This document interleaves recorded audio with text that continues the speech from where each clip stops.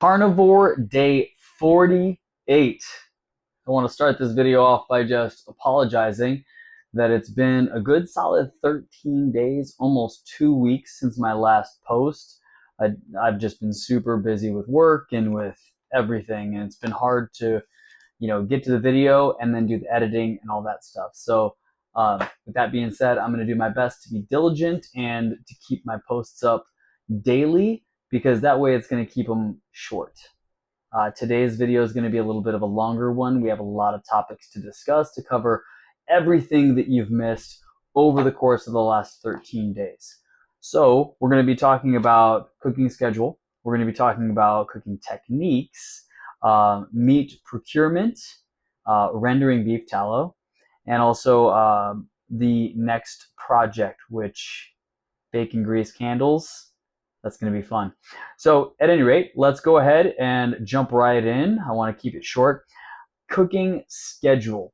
Now, I've noticed that in my last video, we talked about how I had meal prepped for an entire week. And while that's great, it really, from a preparation standpoint, was solid. Everything was good.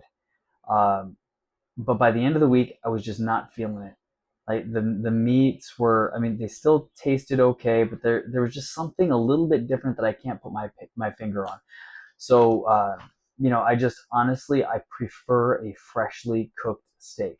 If it was cooked yesterday, that's not a big deal, right? But when it's like 5 days, 6 days old, it's just, there's something that I don't enjoy about it.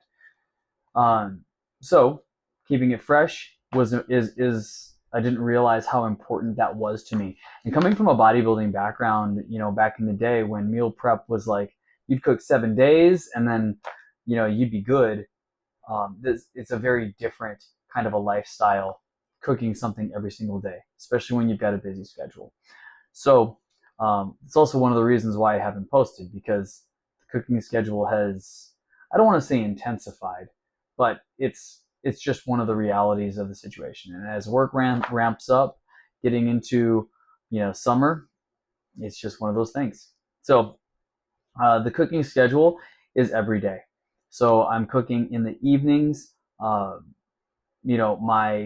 food for the next day, and that's really clutch, right?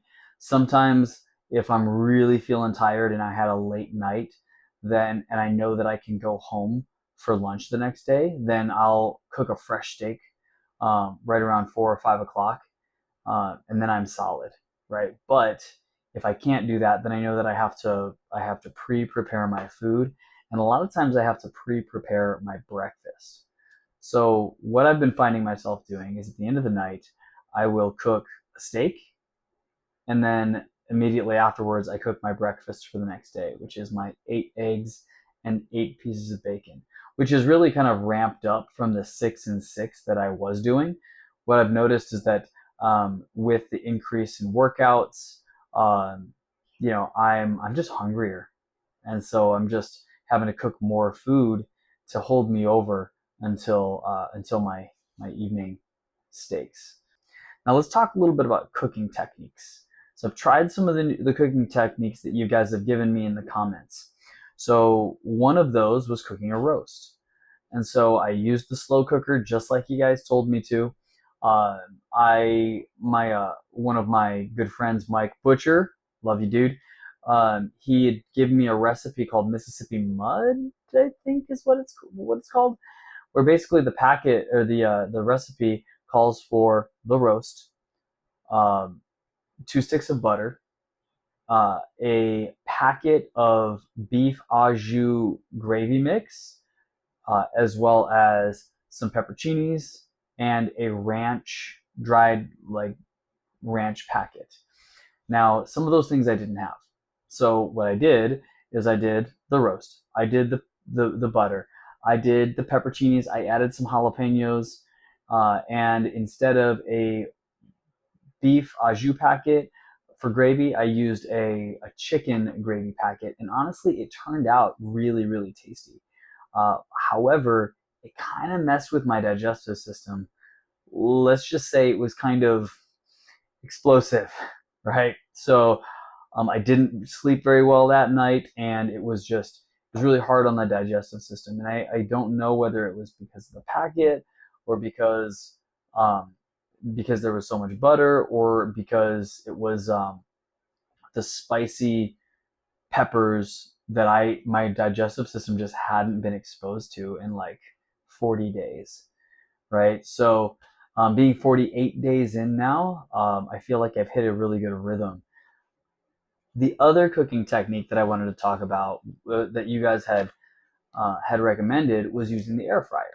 Now, using the air fryer has come in clutch. So basically, what I do is I'll take 2 totally frozen steaks, about 2 pounds worth of meat.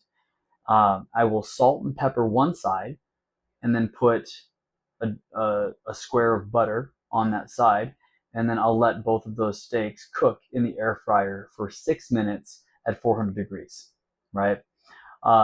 Once that's done, I'll flip them, do the same thing, salt and pepper the other side, put a square of butter, and then I'll let those sides cook for 6 minutes at 400 degrees. That doesn't really cook it through and through. So what I have to do at that point is take them out, cut them into slices. There are a lot of the steak slices at that point on the outsides that are cooked. It's just the middle that stays pretty frozen. So, I end up having to take some of those pieces, put them back into the air fryer, and let them cook maybe for another 6 minutes, maybe closer to 4 probably. And honestly, that is just such an easy way to take steaks from frozen to cooked, and it's so good. I've noticed that when you defrost and then you cook after that, there's just like something weird with the texture, and I can't pinpoint what that is. But with this, literally, you don't have to worry about wasting the time to defrost. You can literally just pull them right out of the freezer and go.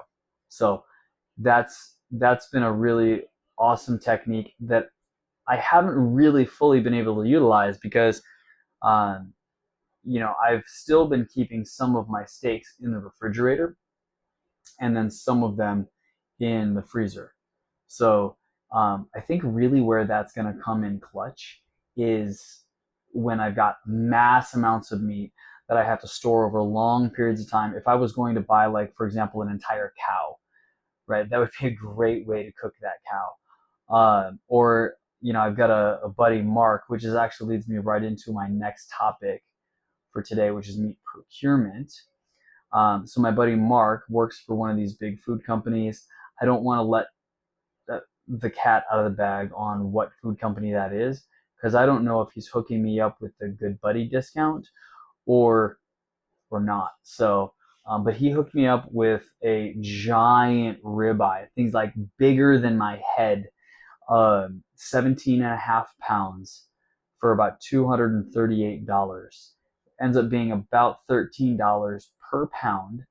And I was able to take that entire thing, cut it up into 1 pound sections, pull out not all of the fat, but like a lot of the big chunks of fat, and then have meal prep or steaks to cook for the whole next week.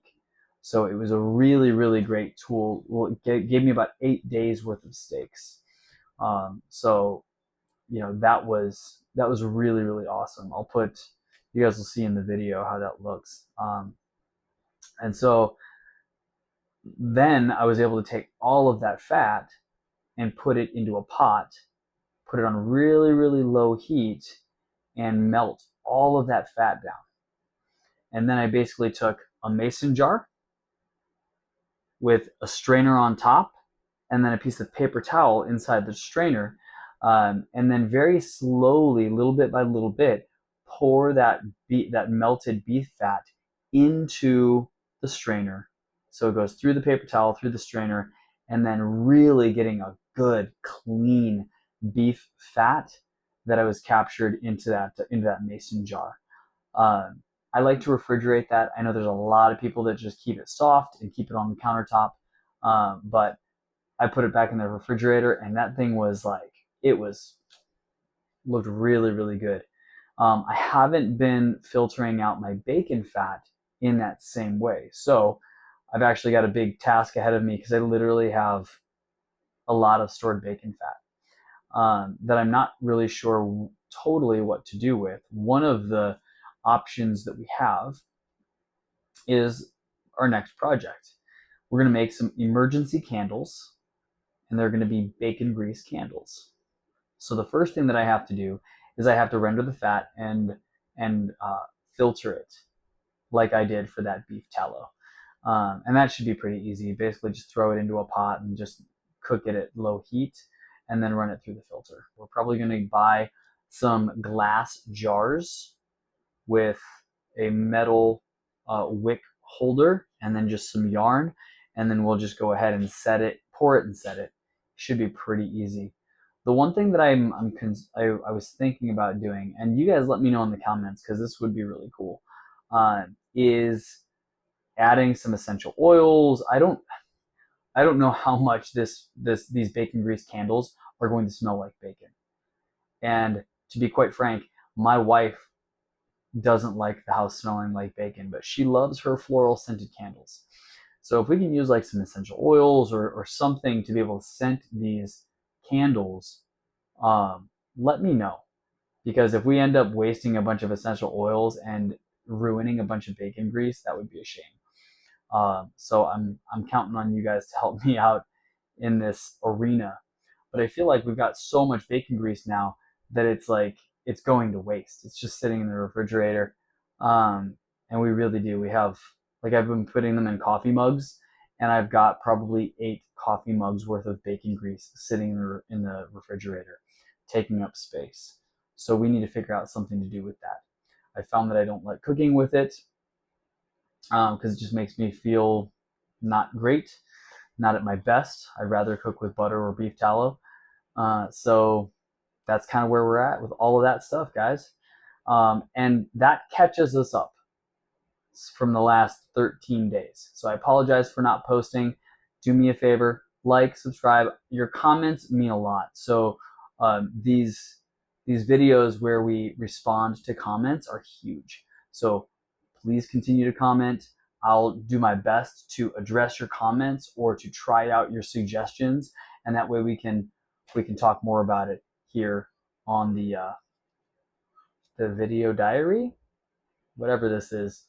All right, guys, we'll see you next time. Take care.